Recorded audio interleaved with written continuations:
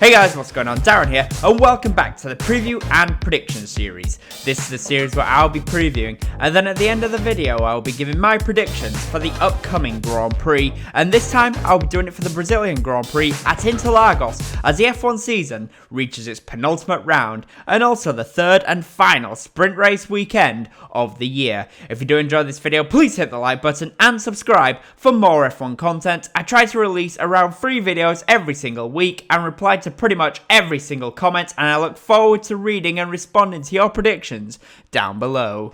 Before we get into the preview and predictions for Brazil, let's first take a look back at the previous race in Mexico, and, well, it was a race that had a lot of potential, but in the end, it didn't really deliver a great amount of anything. As I predicted, the race was a simple one-stop race, and tyre wear was not a factor at all. Pirelli kind of realised that they went a little bit too conservative on the tyre choice for that weekend, and for me, that really hindered the race, but it did have potential. Mercedes went with a medium tyre to go to the hard tyres, and Red Bull opted for a soft to medium tyre strategy, and Ferrari, well, they were very slow, but they opted to do a soft to hard strategy. So it could have been a very good race, but the tyre wear just was non-existent. From the lights out, Verstappen got the jump off the line and led into turn 1 from Lewis Hamilton in second place, who got past George Russell, and then Sergio Perez also found a way around the outside of Russell to slot into third place. From there, Max was, in my opinion, just managing the pace to Lewis behind him, and at times was almost toying with Lewis, just keeping the gap around a couple of seconds during that first stint whilst he was on the soft tyres. Lewis on the mediums could not really do too much about it because the softs, as I said, were not really wearing out, so Max just had the pace and was just keeping it in his back pocket. Although despite the fact that Max was in some ways cruising, he was actually very quickly pulling away from the Ferraris, who for some reason had absolutely zero pace during this Grand Prix, and that's despite the fact that they started on the same soft tyre as the Red Bull duo. Max managed to drag those soft tyres all the way to lap 26, after which point he stopped for the medium compound tyre to take him until the end of the Grand Prix. On lap 30, Hamilton made his stop to take off his medium tyres to then go onto a set of hards to go to the end of the race, meaning he only went 4 laps longer on a harder set of tyres before changing versus Max Verstappen. And just to prove the point that the tyre wear was non-existent, Sebastian Vettel in the Aston Martin managed a mammoth stint of 40 laps before changing his soft tyres to go onto the medium tyres to take him until the end of the Grand Prix. And Max was just cruising, consistently lapping in the 122s and managing the pace to Lewis Hamilton.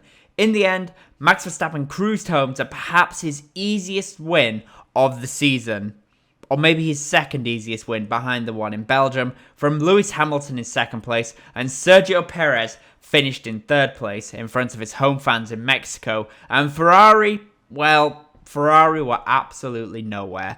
Carlos Sainz, who was the lead Ferrari driver this weekend, finished 58 seconds behind Max Verstappen.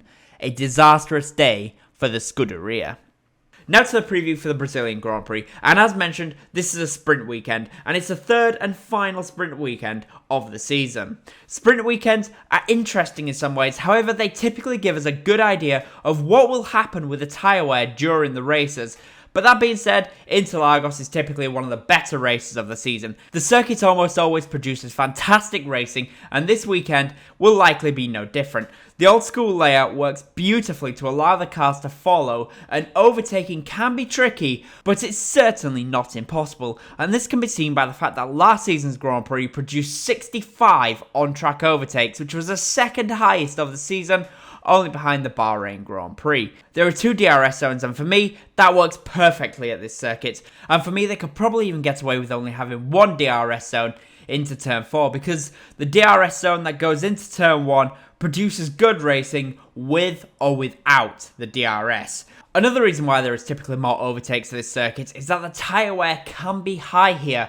And last season that was seen by the fact that there was 37 pit stops during the Grand Prix, with the majority of teams opting to do a 2-stop strategy, And this season, with Pirelli taking the C2, C3 and C4 compound tyres like they did last season, I think we'll see a mixture of 2 and 3 stop races in this Grand Prix, meaning that anything could happen in this race.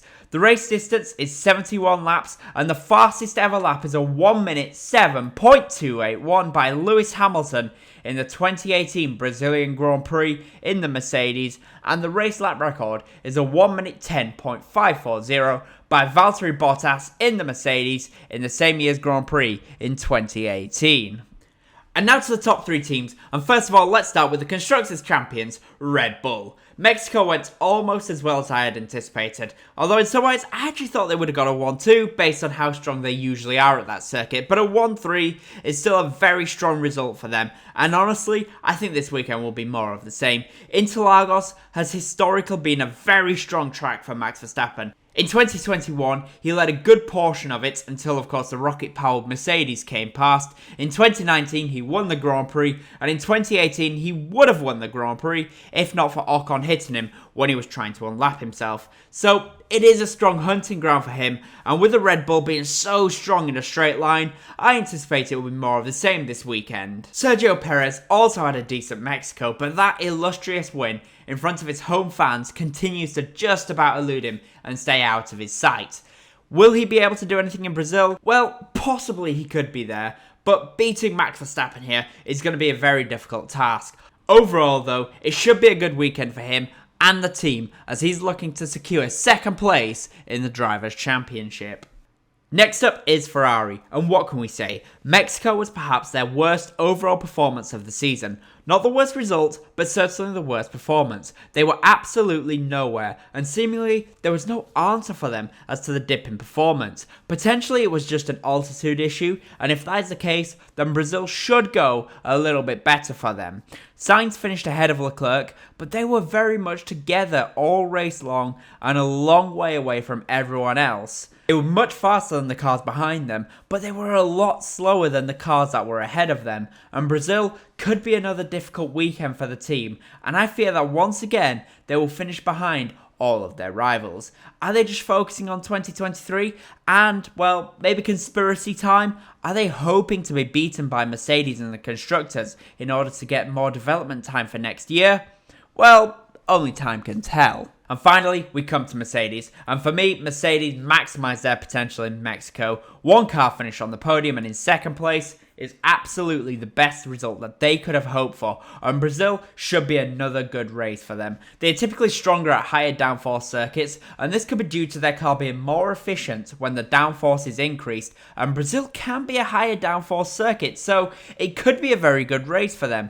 Lewis Hamilton is coming to Brazil, which is a very strong circuit for him. This is a place where historically he has delivered, and I feel like with the Mercedes coming good and the team finally understanding the package that they have, this weekend could be another strong result for the Silver Arrows as they aim to finish in second place in the Constructors' Championship, which is kind of wild for them given how far behind the top 2 teams they were at the beginning of the season.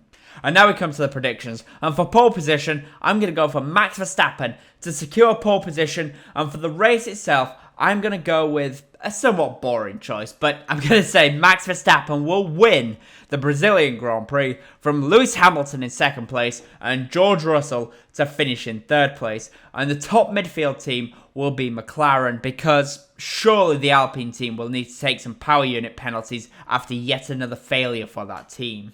But that is what I think. The question is though, what do you think? Who do you think will be on pole position? And who do you think will win the Brazilian Grand Prix? Let me know down below. And of course, as always, comment, leave a like, and if you haven't already, of course, subscribe for more F1 content. Thank you all so much for watching, and I'll see you again soon.